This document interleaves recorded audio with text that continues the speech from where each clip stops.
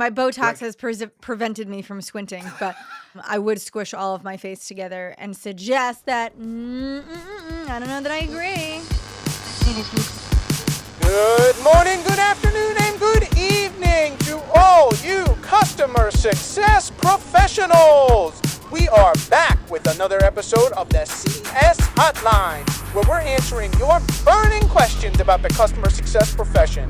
Hosted by the effervescent Kristi and one-of-one personality, Stino Smet. Give them your best shot, and they'll give it to you straight while having a good time along the way. Now, here's the show.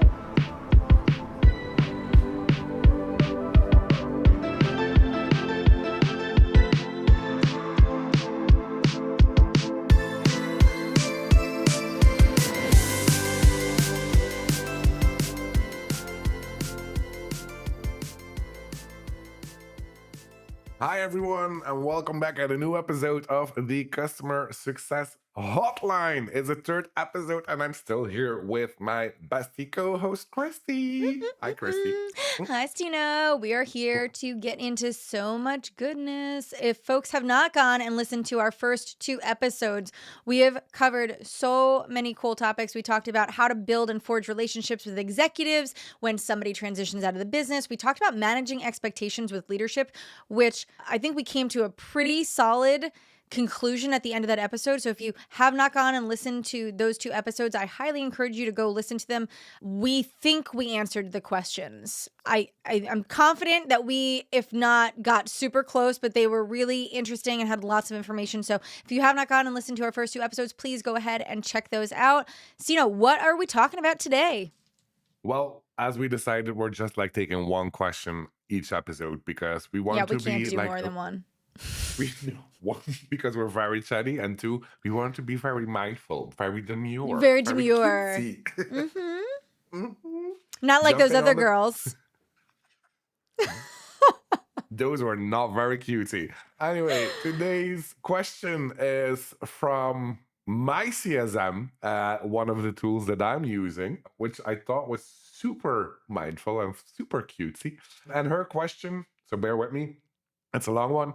I'm always having issues with the type of customer, funnily enough, with the one that is considered the best customer. So basically the one that has everything already built, that knows what to do, and the customer that I use as an example for other of my customers to how to use our product, like literally the ideal customer. So sometimes that ideal customer comes to me and asks for my help, my advice, some best practices or anything, and I'm lost because everything is perfectly done on his or her end. So what to do? I'm always lost when they ask me what to improve, and I feel like I'm disappointing them when I tell them that they have everything perfectly set up and there is nothing to change, nothing to recommend. Like, how do you handle such a situation? It's basically telling like the value that we promised you at the very beginning, like, you got it, like, it's done.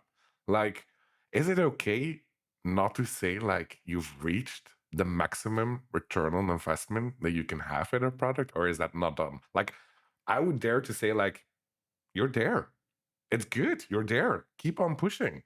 But I see on your like at your face that like I would. My Botox has prevented me from squinting, but I would squish all of my face together and suggest that, I don't know that I agree. No, sometimes I like if I'm thinking about a standpoint of view of will, like if the goals are hit, like if they're content, if it's a question on how to do something and the problem can't do it, like 100%, then you're not needed to say like you've reached the value, you be on your sweet little way. But if it's like the question is like, can I do something better? And you're doing everything perfectly fine. Like, I think it's super okay to say like you're the best of the best. This is how the product should be used. Like, if I'm thinking from will perspective, I think I could perfectly do that. But again, the Botox is, I don't want to ruin your Botox. So what is your take on it? Okay, so we're gonna have to lead in with a disclaimer on every single episode we have. So I think it's important. It depends. So that is the universal disclaimer for every episode. So anything we say Yeah. can and cannot be used against us in the court of customer success law. It depends. Everything is different. But here's what I'm gonna say. If you're not if you're not working for a company where you've got like this one to many, like if you're not a scale CSM where you've got 500 customers, if in that case, if you have a Hmm. customer who's like perfect, then just keep it moving. Yeah, like go work on the customers that need your attention, that aren't doing it well. I absolutely agree that that could be an appropriate response and a way to engage. But here's the thing. Hmm. There is value beyond your product. There is value in the partnership.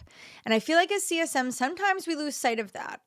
So for example, there is tons of customers that I engage with regularly. And our conversations are product agnostic. We don't even talk about the solution. We talk about strategy. We talk about challenges that they're navigating. We talk about changes in the industry, changes in the market. We talk about their customers, right? There are so many Hmm. conversations that you could be having that bring value to the partnership. And I think a great CSM will anchor on those. In fact, I created a long time ago, I think many, many companies ago, I used to create these like buffets, we'll call it, like a list of like, here's 20 different things that you can bring to a conversation with a customer, right? You could go Hmm. and maybe you're having conversations about a recent funding that they got. I love this one because guess what? If my customer got a round of funding, my conversation isn't, congratulations, that's so exciting, and then keep it moving. How are you guys investing that money? What are your plans? How does this change your business?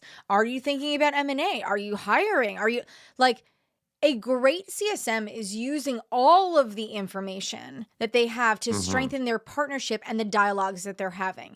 So even if your customer is maximizing the value from the product and they have optimized it, which I will challenge you to suggest that if your product is innovating and changing, that they have not done everything. But let's assume that that is the case. Okay, fine. There are other things that you should be talking about. There should be other use cases. There should be other parts of the partnership that you're leaning into. And great CSMs know how to do that and know how to do that well. True, true. I feel that this is the episode that like, it's like an agree to disagree one because it's also it leans. Wouldn't it be like super creepy or super too direct? Also, depending on your relationship, it depends. I know, but like if you see like they raise some money or like they're doing all this amazing stuff as a business, like sometimes I feel a little bit out of place saying like, "Hey, what are you doing? Are you hiring more? Are you like growing the business? Are you branching out? Like all of that stuff." I know those are personal questions, and I see your Wait, those surprised aren't face. personal questions. Those are business questions. Those are I know. and we are in a business relationship. You are not like my buddy. This isn't a little kiki. This is like, you're a business, we're a business. We are partners, we are in a commercial relationship. If your business does well, there is opportunity for my business to do well. So if you're getting funding, I want to know, what are your plans? And I don't think that that's a personal question. I think that is a business question. That is like, how are you all planning to invest that? Well, first, congratulations, right? This is wonderful. Yeah. Why are you guys taking this round? What do you intend to do with it? Is it around product innovation? Is it M&A? Is it hiring? Yeah, listen, how you ask these questions, I think, is the difference. I'm obviously being very direct and Mm, just yeah. shooting out the questions here. But this is a dialogue that you should be comfortable Yeah. having. And this is what I'm saying. Like a great CSM leans into the partnership, not just the product. And Yeah. those are the True. No, types one of hundred things. Like percent. here's a great point, client success. We are basically a license-based model, right? So the Hmm. more CSMs you have, the more of our product you consume, which is great. If my customer gets a round of $50 million, Yeah. I want to know, do you have Are there plans to more things? hire? Yeah. Because that helps me understand what our growth strategy True. is. Then, guess what? I want to make sure that they are getting so much value that adding licenses is a no-brainer, right? Or that we are True. priced at a place that they feel comfortable growing with us. So then it helps Yeah. me lean in more thoughtfully to the partnership because, again, it's a two-way street. If they're doing well, Yeah. I can benefit, but only if I'm holding Yeah. up Yeah. my Yeah. end of the bargain. So that's why these types of conversations are critical. And I think that CSMs that steer away from it because it feels uncomfortable or it feels too direct, And listen, it could also be a cultural thing, right? I am from New York, but I think that you got to lean into those things because those are the questions. Going back to our last episode of setting expectations, not managing to Yeah. them, this No. helps you do that because you can actually bring to your leadership Yeah. team these additional insights. Yeah, no, 100%. And the reason why I said like agree to disagree was indeed like the way on asking the questions. Like I'm not as direct as you. I'm a little bit more fluff. So indeed, like asking those questions or getting those answers to those questions, 100%. Like how you pose those questions, completely up to you. Like you need to be authentically yourself 100% when asking. Like I'm all here for like following your customers on LinkedIn, celebrating everything that they like, if they grow, if they hire, if they open up a new branch. Like of course you want to know the gist of it, but indeed like how to ask the question, I leave complete Listen, like I I'm not leave completely attacking in the them middle. with questions, but I am like, No, listen, I again, know, if I know, I you know. if you have a good rapport, again, if you're leaning into it softly, you might say, Mary, congratulations. I just saw on LinkedIn that you guys raised a huge Yeah, round. That's so exciting. I didn't know that you guys were working on that. Or if you did know, and you should have known that they were working on it, that's so exciting to see that come to a close. Oh gosh, you yeah, must be so relieved. All that work is behind you. And then you're leaning into a friendly banter and then saying yeah, like, that's so exciting. Have you guys thought about how you're going to invest that back into the business? What are your plans for yeah, that? And then sit back and let them speak. Now, listen, again, if you're having a conversation with an individual contributor who's 100 layers below leadership, they might be like, gosh, I have yeah, no also. idea. Maybe I should be asking that, right? They might not have an answer for you, and that's okay. But the idea here is that going back to the question that your CSM posed is how do you Hmm. continue to bring value to the conversation?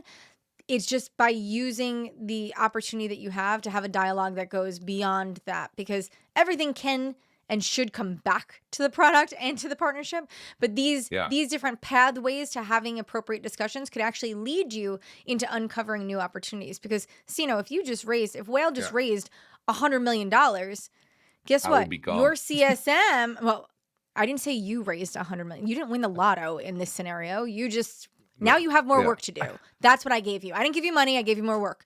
So now, from their standpoint, it's important because your use cases might evolve, right? Like now hmm, you're at a point of scale. How is that going to change your strategy? So that's why all of these things are important because you can bring it all back to the product. yeah. And that's why it's important to have dialogue that goes beyond it.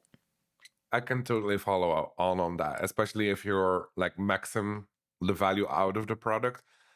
But let's switch it up. And if your customer is maximizing everything out of the product, but comes with, and I thought it was you that said it on TikTok the other day with the feared word feature request.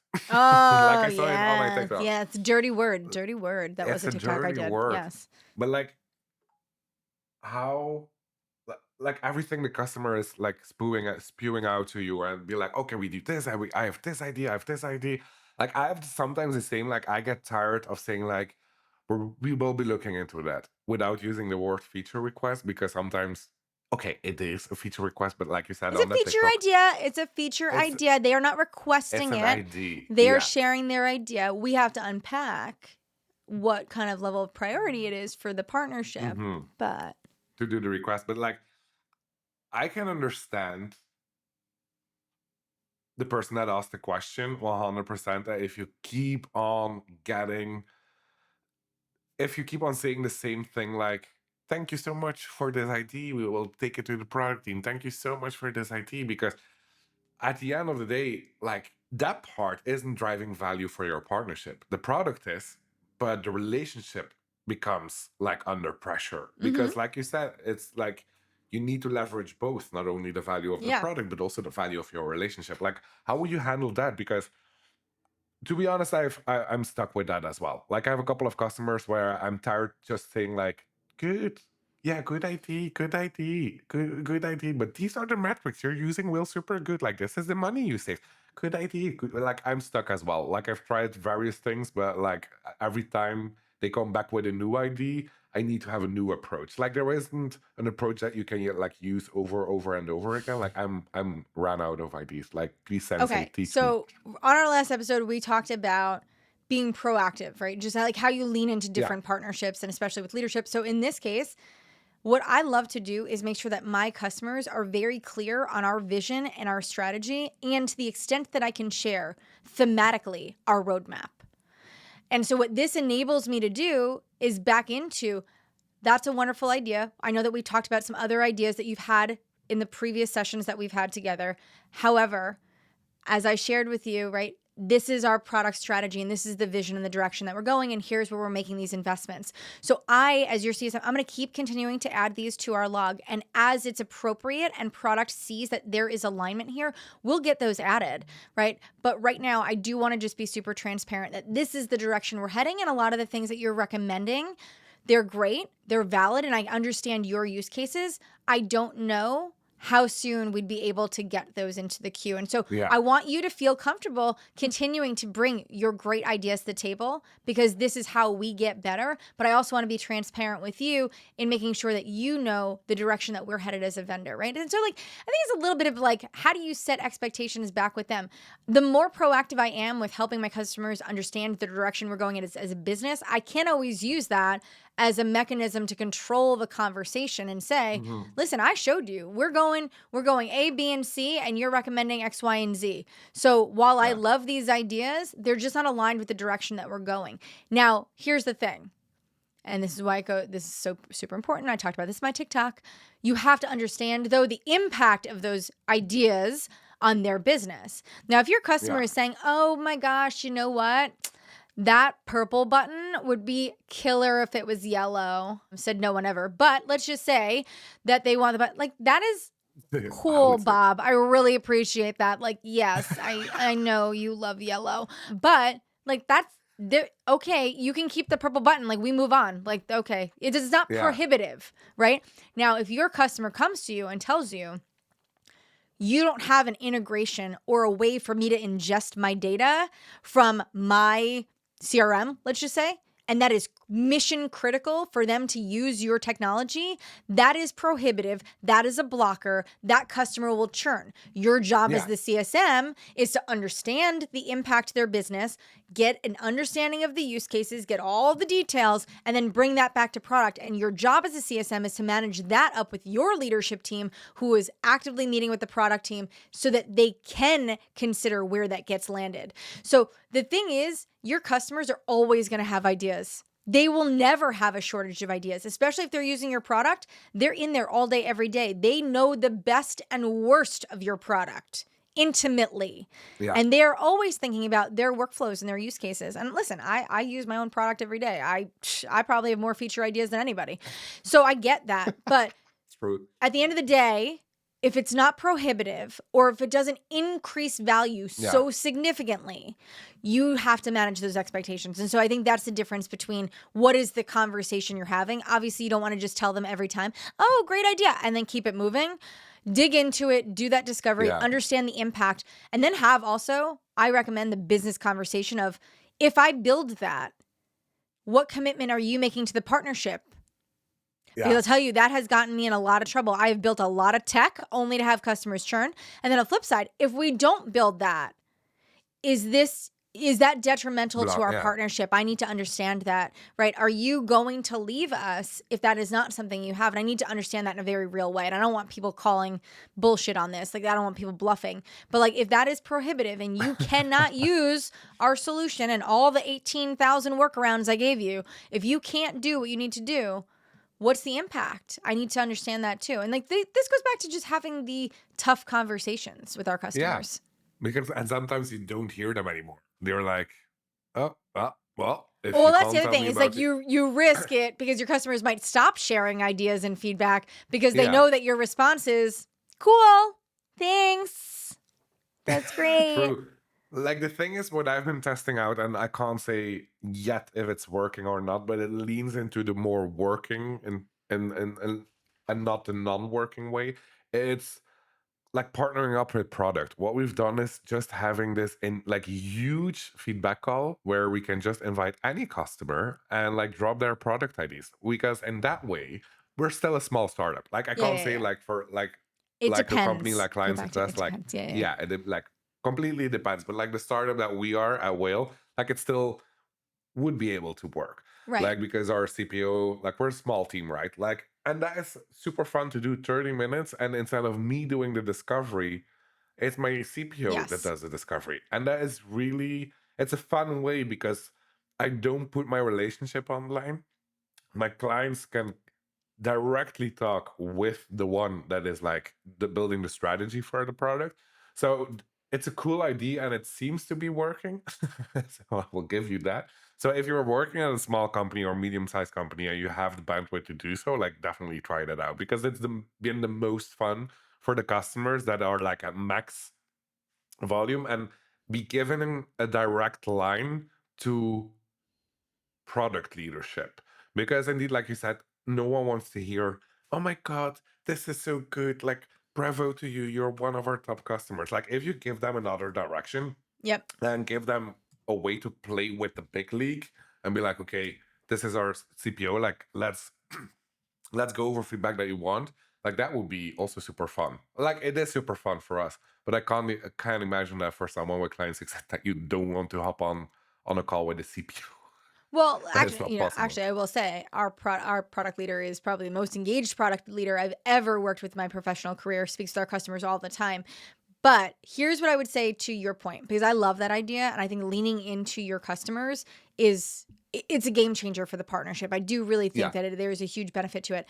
My recommendation, and almost not a recommendation, I am telling you all, lean into the right partnerships. Make sure that the customers that you're building for are part of your ICP.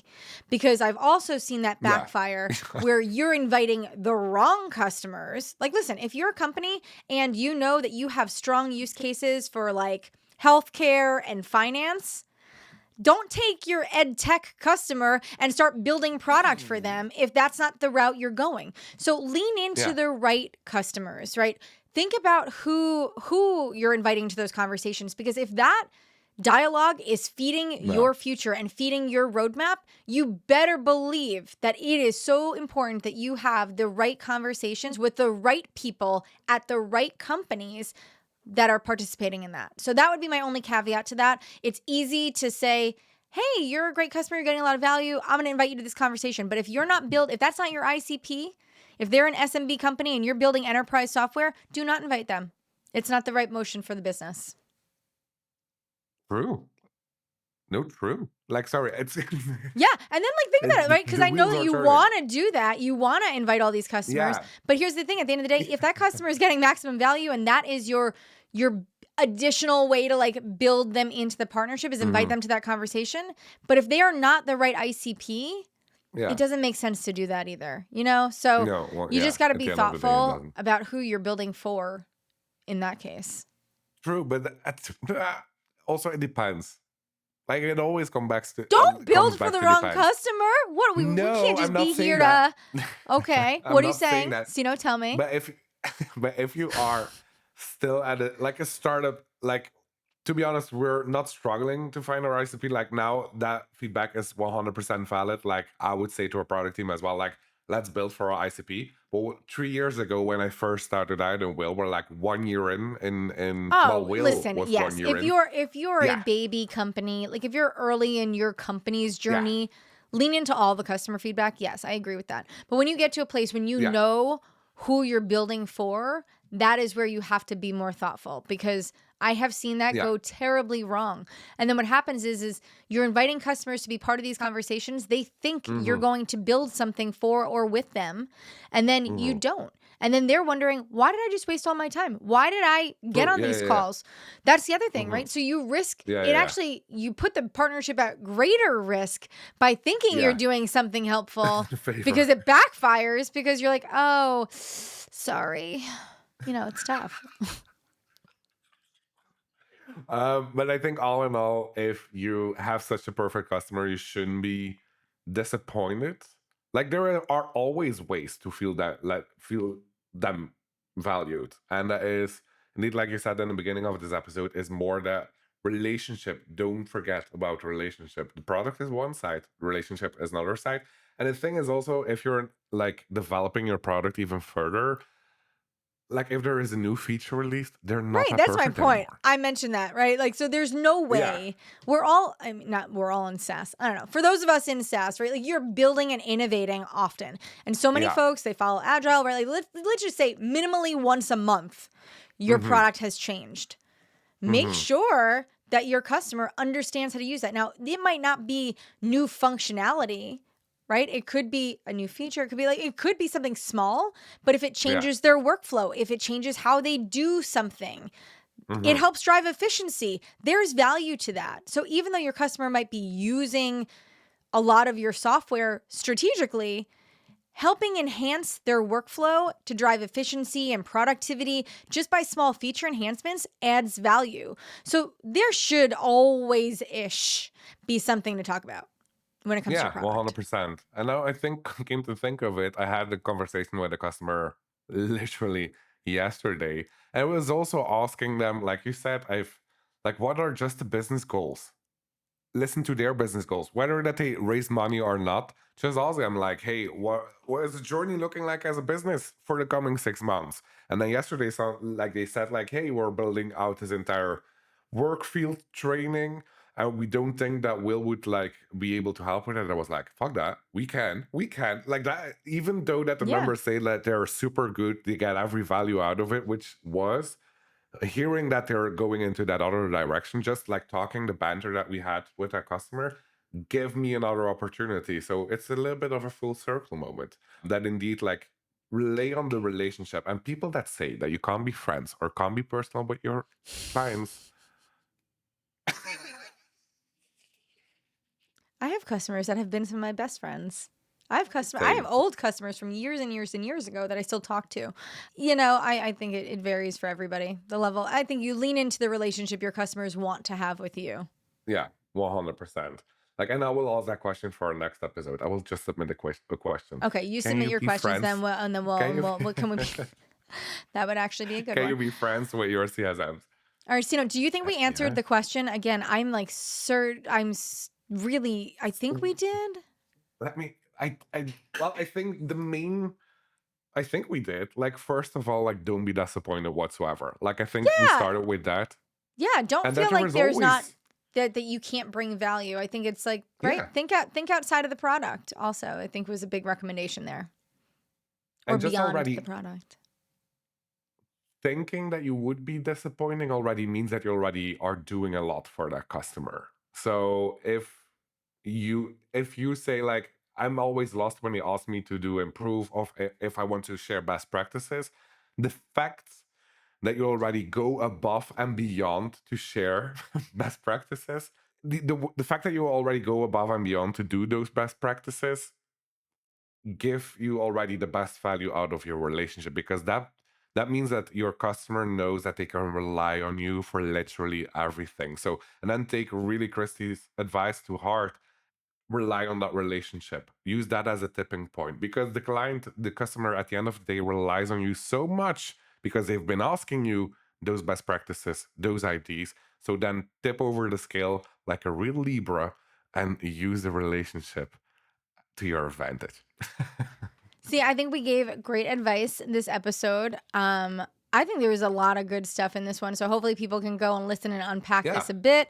I'm excited for our next episode. But for those of you who have not gone and listened to the first two, I'm just going to recommend that you go back, listen to the first two episodes. This is episode 3. We're going to keep releasing new content. So we ask that you go continue to submit questions. Come send emails, comments on LinkedIn, submit it in the type form, whatever method works best for you to get your questions to Stino and myself. We're going to make sure to tackle those in some of our upcoming episodes. It looks like we continue to do 1 question per episode. So Yeah. we're going to continue to do our best. Maybe we'll be able to fit into sometime, doubtful. But Stino, this was a great conversation today. Super Yes. excited to see what comes next. Yes, 100%. For everyone listening in, thank you so much for being this loyal audience. And as Kristi said, like, shoot any question that you have with a pigeon, carrier pigeon, smoke signal, literally everything. And we can't wait to catch you at another episode of the Customer Success Hotline.